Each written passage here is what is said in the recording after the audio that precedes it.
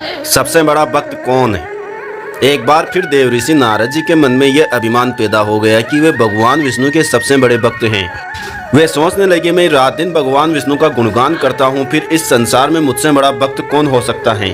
किंतु पता नहीं श्री हरि मुझे ऐसा समझते हैं या नहीं। यह विचार कर नारद भगवान विष्णु के पास क्षीर सागर में पहुँचे और उन्हें प्रणाम किया। भगवान विष्णु बोले, आओ नारद, कैसे आना हुआ? नारद जी बोले, मैं आपसे एक बात पूछने आया हूँ। भगवान विष्णु बोले, मैं तुम्हारे मन की बात जानता हूँ नारद, फिर भी तुम्हारे मुंह से सुनना चाहता हूँ। नारद जी ने कहा, है देव, मैं जीवन भर आपका गुणगान करता हूँ, पल पल हर क्षण मुझे बस आपका ही ध्यान रहता है। आप मुझे ये बताइए कि क्या मुझसे भी बड़ा कोई आपका अन्य भक्त संसार में है? भगवान विष्णु समझ तो पहले ही गए थे कि नारद को अपनी भक्ति पर अभिमान पैदा हो गया, किंतु अपने मन की बात छुपाकर वे बोले, नारद, इस प्रश्न के लिए तो तुम्हें मेरे साथ मृत्यु लोक चलना पड़ेगा। नारद जी बोले, ठीक है भगवान, मैं मृत्यु लोक चलने के लिए तैयार हूँ। भगवान विष्णु नारद को लेकर मृत्यु लोक चल पड़े। धरती पर पहुंचकर दोनों ने किसान का वेश धारण किया और एक गांव के किनारे बनी एक झोंपड़ी की ओर चल पड़े। भगवान विष्णु बोले, नारद, मेरा एक बहुत बड़ा भक्त यहाँ इस कुटिया में रहता है। आश्चर्य है, क्या मुझसे बढ़कर भी किसी की भक्ति हो सकती है?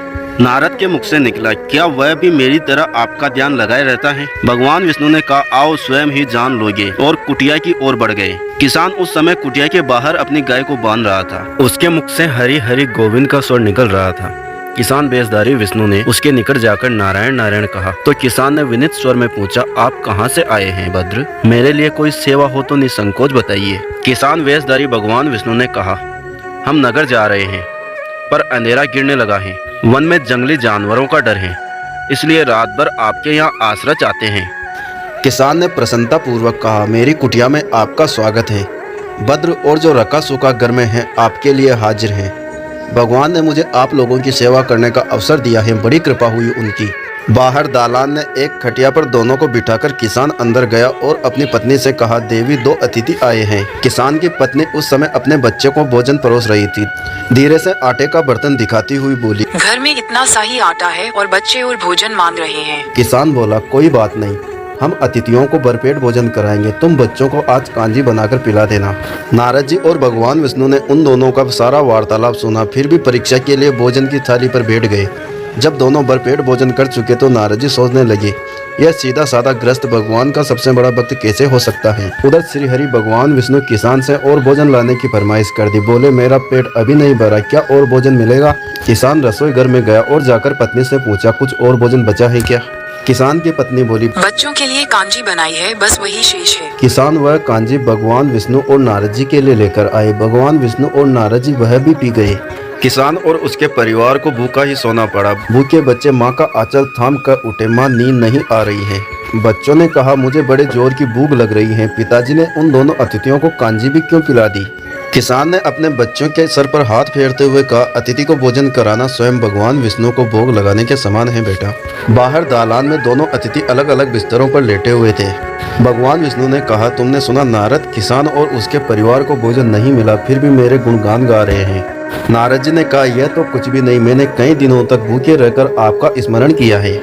अगले दिन सुबह उन्होंने देखा किसान भगवान विष्णु की मूर्ति के सामने कह रहा था, गोविंद हरि हरि, तुम सदा मेरे मन में बसे हो, बस मुझे कुछ और नहीं चाहिए। फिर वह दोनों अतिथियों से बोला, हरि की कृपा है, वही जग का रखवाला है, प्रभु की दया से रात को कोई कष्ट नहीं हुआ। जब तक आपका जी चाहे तब तक आप दोनों यहाँ रहे, मैं खेत पर जा रहा हूँ। किसान बेसदारी श्री हरि विष्णु बोले, हम भी तुम्हारे साथ चलेंगे, यदि तुम्हें कोई आपत्ति न हो तो। किसान ने कहा, जैसी आपकी इच्छा। इतना कहकर नारद जी और भगवान विष्णु किसान के साथ उसके खेत पर गए। वहां जाकर किसान बोला, यही है अपना खेत, अब मैं अपना काम करता हूँ, गोविंद हरि हरि। इतना कहकर किसान अपने काम पर लग जाता है। नारद जी बोले, तुम तो सत्पुरुष हो, भगवान के बड़े भक्त हो, हर घड़ी उनका नाम लेते रहते हो। किसान बोला, अरे कहाँ, काम से जब भी थोड़ा बहुत समय मिलता तब उनका नाम लेता हूँ। नारद जी ने पूछा, कब कब मिलता है समय? किसान बोला, सुबह उठता हूँ तब, रात को सोता हूँ तब, और दिन में जब भी काम से समय मिल जाए। नारद जी बोले, ओ समझा। दोनों जब किसान से विदा लेकर चले तो नारद जी ने व्यंग्यात्मक स्वर में कहा, आपने सुना भगवान, वह सुबह शाम 2 बार ही आपका स्मरण करता है, जबकि मैं हर समय ध्यान करता हूँ, फिर भी आप उन्हें महान भक्त बताते हैं। नारद जी की बात सुनकर श्री हरि चुप रहे, किंतु मन ही मन उन्होंने कहा, कारण भी जान जाओगे नारद। भगवान विष्णु ने एक कलश को तेल से लबालब भरकर नारद को दे दिया और बोले, नारद जी इसे अपने सिर पर रखकर बिना हाथ लगाए सामने वाली पहाड़ी तक ले चले। ध्यान रहे इस कलश में रखे तेल की एक बूंद भी जमीन पर न गिरने पाए। नारद जी बोले, यह कार्य सहज तो नहीं। यह कहकर नारद जी ने कलश सिर पर रख लिया और पहाड़ी की ओर चल दिए। नारद पहाड़ी तक गए और लौट आए। भगवान विष्णु बोले, लौट आए नारद, ठीक है। अब यह बताओ, इतनी दूर जाने और आने में तुमने मेरा कितनी बार नाम स्मरण किया है? नारद जी बोले, एक बार भी नहीं भगवान। करता भी कैसे? मेरा सारा ध्यान तो तेल और कलश की तरफ था। भगवान श्री हरि बोले, तब तुम ही सोचो, वह किसान दिन भर कठिन परिश्रम करता है, फिर भी 2-4 बार मेरा नाम स्मरण करता है, और तुम एक बार भी मेरा नाम स्मरण नहीं कर पाए। भगवान विष्णु की बात सुनकर नारद जी के अंतर चक्षु खुल गए।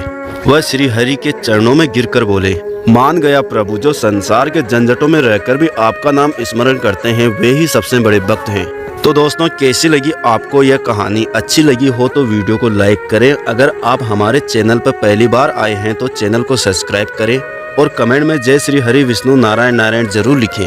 और मिलते हैं ऐसे ही आध्यात्मिक कहानी के साथ अगले वीडियो में। धन्यवाद।